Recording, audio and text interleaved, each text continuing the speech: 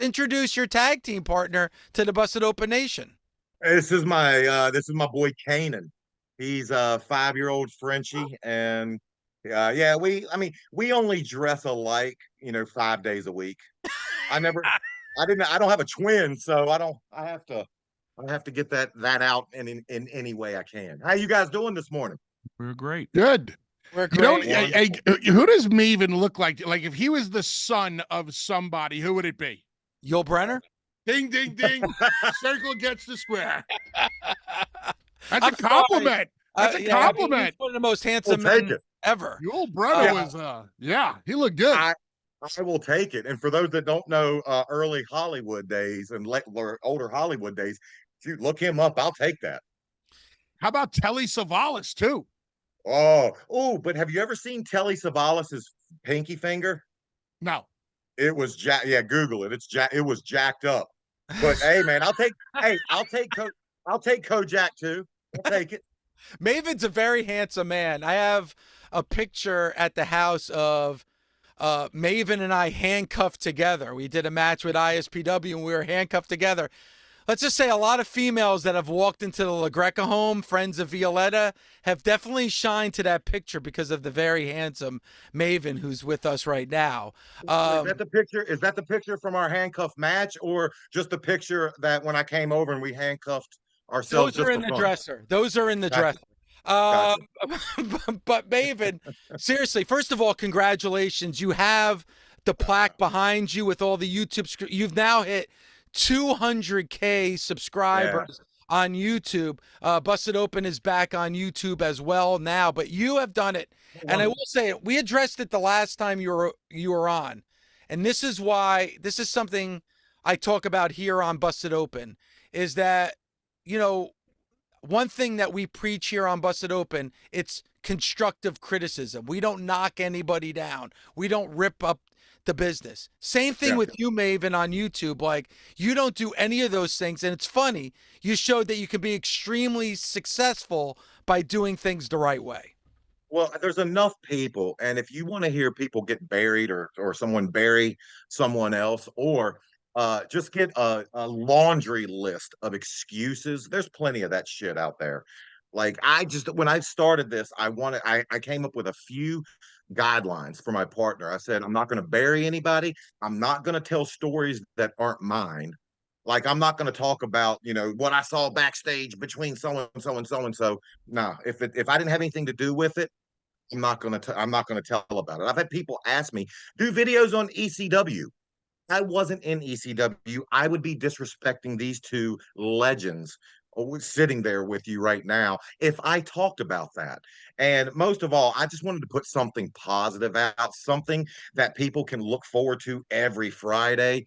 Obviously, I had no clue it was going to be this successful. My goal was to get about 50,000 subscribers within a year. So I'm happy to the wrestling community for continuing to give back to me, to the business that I love. And even though my ring days are behind me, I can still have a small small interaction with the business these days. Maven, if somebody is listening right now and has never seen I can't imagine that. and has never seen your YouTube channel, what is so different about what you do? All right, so and I had to learn. It took us about 2 months when we first started. I mean, if there's one thing the business world has taught me, it's that if you're going to do and take on a venture, learn as much as you can. I had to learn what it would take to be popular. And here's what I found out. If you're going to do something, get to the meat of the sandwich quick.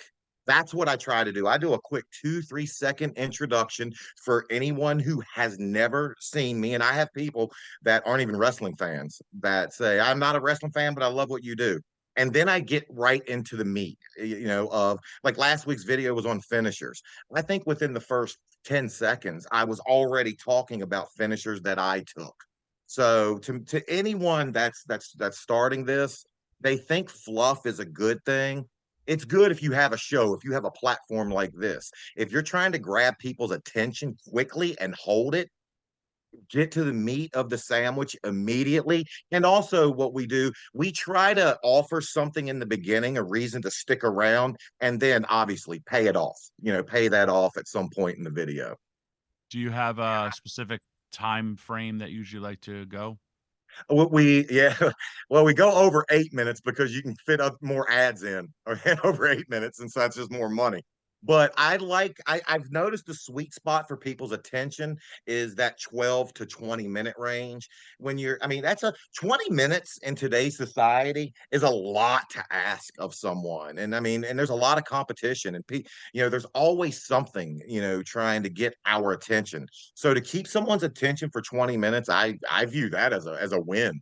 Anything over the 23-minute mark, because I get the numbers. We notice, people dipping off, and sometimes we notice if a video just is too long, people just won't watch it, as they won't even click onto it because they know it's something that's a commitment. So I've noticed that like 12-minute mark, that's our sweet spot. That's so interesting to me, and I guess it's a generational thing. When I'm on Yeah. YouTube, I always gravitate to videos that are longer. Like if I see a video that's very short, like 5 or 6 minutes, I don't click on it just because what kind of information am I going to be able to get on this subject in 5 to 6 minutes? I'd rather click on one that's longer than 20 minutes because I know I'm getting a lot of detail. So that's very interesting to me. One thing I love, and I'm a subscriber and I watch your videos. One of the videos I love is when you answer questions from the audience. Have you ever gotten any questions that maybe you were a little uncomfortable in answering? Every time. I mean, absolutely every time. But going back to your original question, what makes us different? I think that's one of the things that definitely makes us different. Trust me, talking about my arrest in 2012 was not easy. Talking about my painkiller addiction was not easy. But I also knew if I was going to do this, there was one of two ways to do it. I could either be completely open and honest or hide all that. And I mean, I deliberated on it, but afterwards I came up with I gotta be honest, and because I trusted the public to A, forgive me for my mistakes, and B, understand and find common grounds. Because I guarantee you, to the people watching that video, there's someone out there that's had an addiction. There's someone that's had a demon that they don't want the rest of the world to know about. Maybe if I can be the one to say, hey, you ain't the only one. I suffered from it too.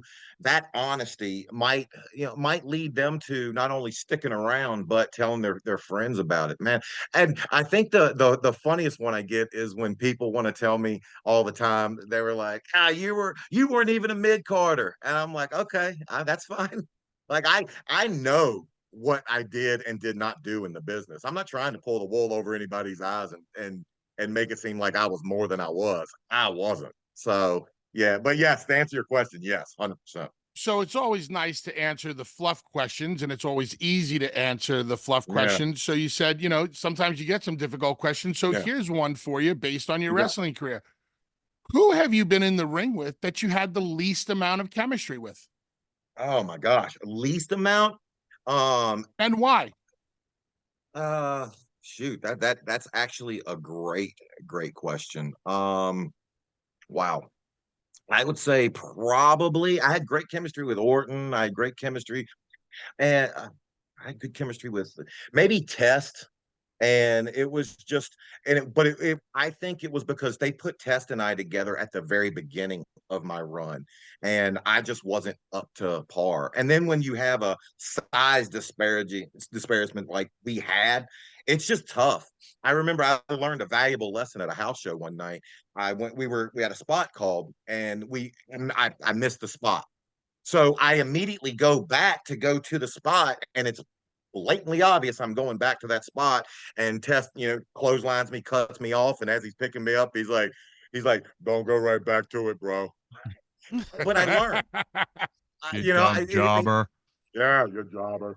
And but I felt bad. Test and I became friends really close later on after we were both out of WWE. Took his WrestleMania 18 spot, so I was not his favorite person. And I know Tess probably didn't enjoy working with me. It was probably written all over his face that he didn't enjoy working with me. And when you're working someone that's just that much size difference, it's tough. And especially because I was so green. So probably Tess. And it's funny because he would become one of my best friends, when I moved to down to Florida. I feel where you're coming from, Maven, because one of the guys that I had the least amount of chemistry with, and this was no fault of his, was Kane. I always felt that he was so big and so thick that I had a problem manipulating him or moving him around. So I totally understand where you're coming from. Yeah, but I learned from working big guys. Sometimes when you go to an ass kicking party, you never know who's going to supply the ass, and sometimes that's you. And that was always my experience working just big guys like that, guys like Orton, guys that were my. And Billy Gunn was on. He was on the cusp of that too, just because people don't realize when shaking Billy Gunn's hand, that will humble you quickly. And he's one of the just strongest individuals. I tell people all the time, he's real life Yellowstone. Like that, what you see on the show, that's him. So I remember I would grab him and then he would grab me, and it was two totally different. Yeah, we were working two totally different matches. Maven, you said that doing this YouTube channel, which has obviously been extremely successful, has kept you in the business. Was there a point where it's like you completely separated yourself from the business and didn't want anything to do with the business? And then what made you want to have a little bit of contact with it again? Yeah, no, I think with age comes just different perspectives. I was really bitter, because I've always known I have something to offer. I don't know what that something is, but I know I can be somewhat entertaining. And the fact that WWE, just balled me up and tossed me aside and wanted nothing to do with me, it hurt, and I'm not gonna lie. And I got extremely bitter there for several years. And I think with age, I just finally I got to the point where I was just like, you know what? Yeah, you didn't accomplish everything you sought out to, but you still did something pretty damn cool. You still did something that a lot of people, work years in the indies that would love to have accomplished. Man, look at it that way. So it's been I'm almost 50 now. My perspective's changed a lot. And there was about, I'd say, a good 5-6 year period I wanted nothing to do with wrestling. Nothing. If people saw me and recognized me, I would, shake their hand. You that guy? I would try to not take pictures with them. I would and I would just dismiss them as quick as possible. Age has brought me back around to just being grateful for what I actually did have.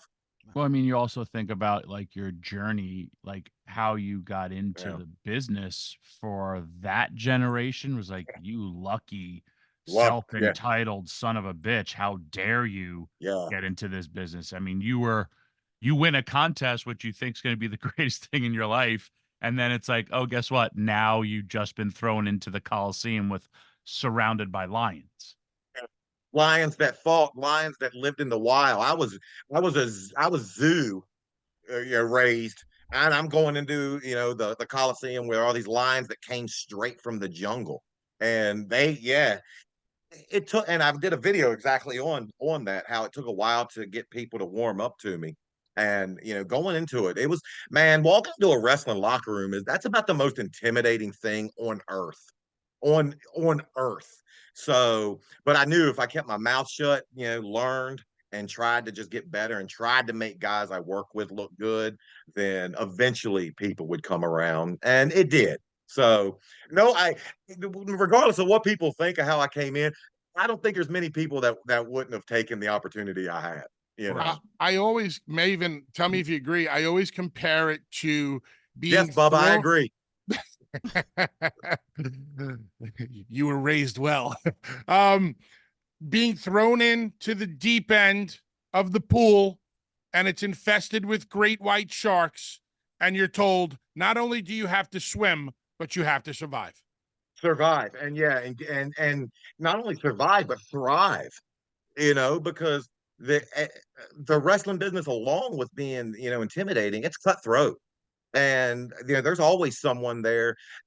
The one thing I've learned, another thing with age, is I think where a lot of people make mistakes is they don't know how to handle success. That was the biggest mistake I made. I got to a specific point and I didn't try to make myself better moving forward. When you don't realize, but once you get to that point, there's other people working because they want your spot. They want that time slot. They want that, regardless of where you're wrestling on the card. They want that. And if you don't get better from that point, you're going to find your time, they're short lived. Dave, I know you'll understand the comparison. Maybe the situation talking about the overnight success, kind of like any of the rock and roll bands that we used to listen to back in the day. We're talking about Motley Crue, Skid Row, Guns N' Roses. That first song hits, and basically overnight, bang. And then all of a sudden, the proverbial sex, drugs, and rock and roll comes with it. And then that's where we get all these true Hollywood stories from, the rise and fall of a band or a performer and even wrestlers. Now, absolutely. We only have about 2 minutes left, Maven, and it's been great. And we're going to have to go longer the next time. But can I tell a really quick story? Because Bubba, so Tawny Katane, God rest her soul. I know we all probably remember the video where she was on the hood of the car. So when I did the Surreal Life, she was one of the cast members on it, and they were interviewing us, and they were like, "You told us going into this that Tawny was one of the girls that you had a crush on when you were a child." I was like, "Yeah." They were like, "Well, what do you think of her now?" And I said, she looks like 180 pounds of chewed bubble gum." And they showed it to her. So then I had heat with Tawny, and I felt after that. Oh no! Yeah. Dave loves Tawny. Yeah, I'm like you said, God rest. All right, 90 seconds, really quick. We started off with the moment of you eliminating the Undertaker at the Royal Rumble. Just a quick what that moment meant in that moment when it actually happened. Well, I mean, I was happy to give him the rub. No, it gave that single moment gave me a career. And I think it gave legitimacy to the guys backstage that if Taker's you're doing that for me, maybe there was something that I had to offer. I don't think I have, near the career I had if Taker doesn't do that. I might have got lost in the shuffle. I might have not even ever came out. I might have stayed in developmental forever. Who knows? Taker did, Taker in essence gave me a career by that one night, by that one act of kindness. I mean, what we do is a work. And I've said it before. What if I miss the drop kick? What happens then? I'm not starting a wrestling match with Taker. I'm not eliminating Taker from the Rumble. Scotty 2 Hotty was the next person coming in. He's not eliminating Taker from the Rumble. What the hell happens if I miss that drop kick? Wow. That's crazy.